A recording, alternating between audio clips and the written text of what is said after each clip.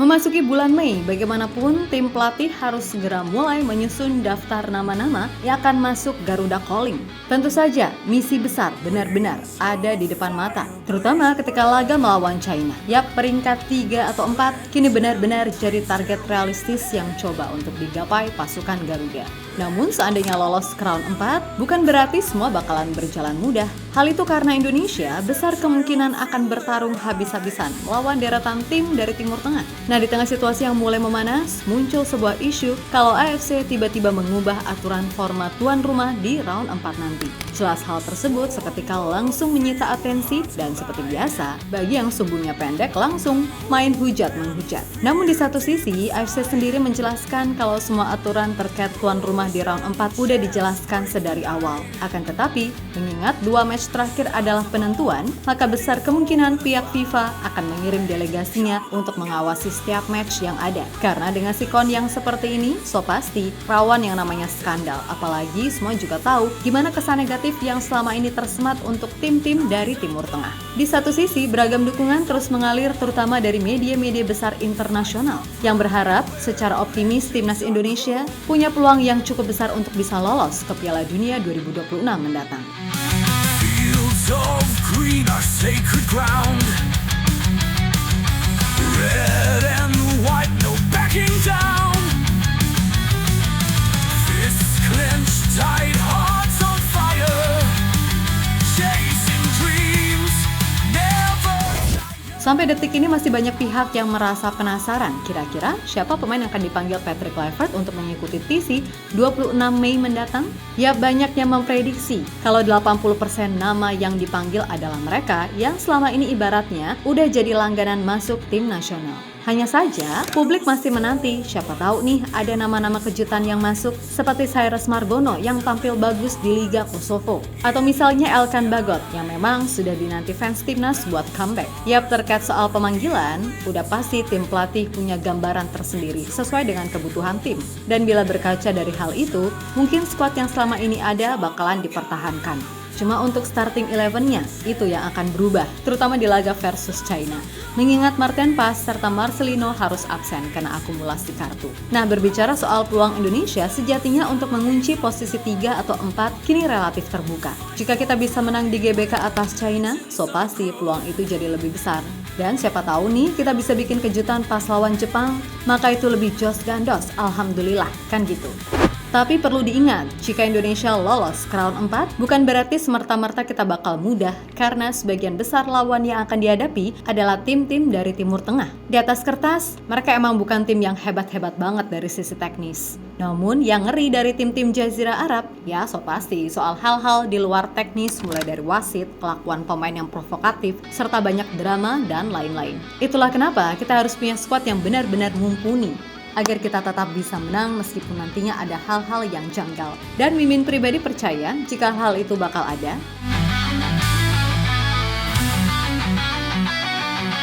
Wings of fire blazing red. Sweat and dreams tearing ahead. Echoes of a million cries. Tears and triumph in their eyes.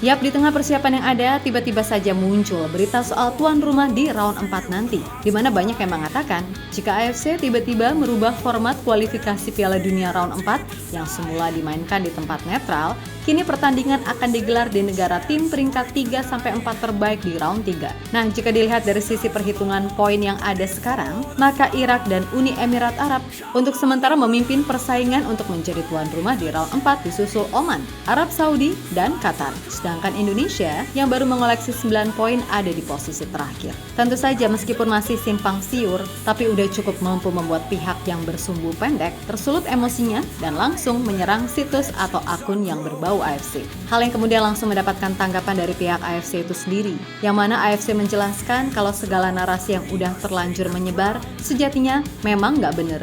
Karena menurut AFC, sejak awal mereka nggak pernah bilang round 4 akan dimainkan di tempat netral. Yap, jika dilihat dari regulasi, faktanya Format tersebut sudah tertera bahkan sebelum dimulainya round 1. Dan berita yang benar tentang venue round 4 baru-baru ini ialah AFC membuka penawaran undangan untuk menjadi tuan rumah atau host di round 4. Makanya beberapa waktu lalu, China sempat ngajuin diri, walaupun mereka sejauh ini masih ada di posisi juru kunci grup C round 3. Nah, atas dasar itulah, berarti bisa dipastikan jika tuan rumah di round 4 nanti adalah dua tim terbaik dari peringkat ketiga di round 3. Determined hearts in disguise.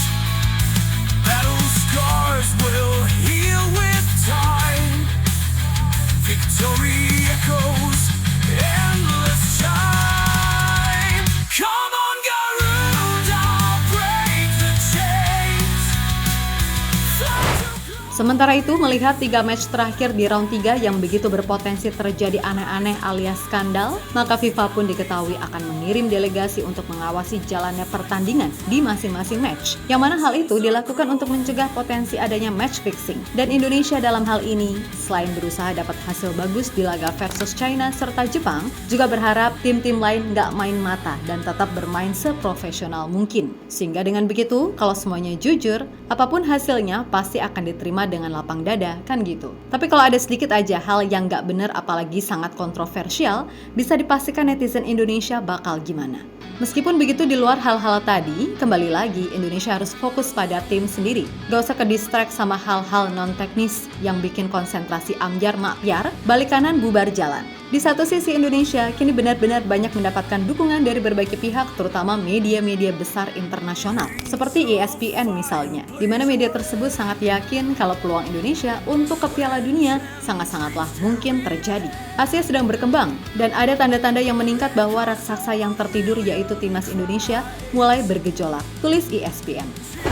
Yap, apa yang diungkapkan ESPN sejatinya sejalan dengan apa yang pernah dikatakan pelatih Jepang Hajime Moriyasu, di mana ia mengakui kalau Indonesia ini adalah tim yang paling unik dan berbeda. Dan ia meyakini jika Indonesia sangat-sangat punya potensi untuk jadi salah satu tim kuat di Asia. Terlebih kalau Indonesia ke depannya bisa tampil dengan skuad impian yang diharapkan, sudah pasti itu bisa merubah peta persaingan sepak bola Asia. Nah, untuk situasi sekarang, meskipun menjadi tim dengan status ranking terendah, akan tetapi timnas Indonesia benar-benar jadi tim yang udah nggak bisa dianggap sembarangan. Tentu saja, melorotnya ranking FIFA yang begitu jauh lebih disebabkan karena beragam masalah yang menghampiri ketika itu, termasuk ya sanksi FIFA.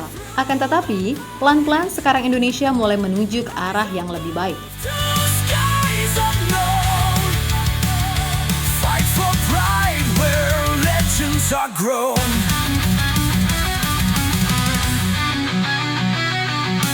Fields of green are sacred ground.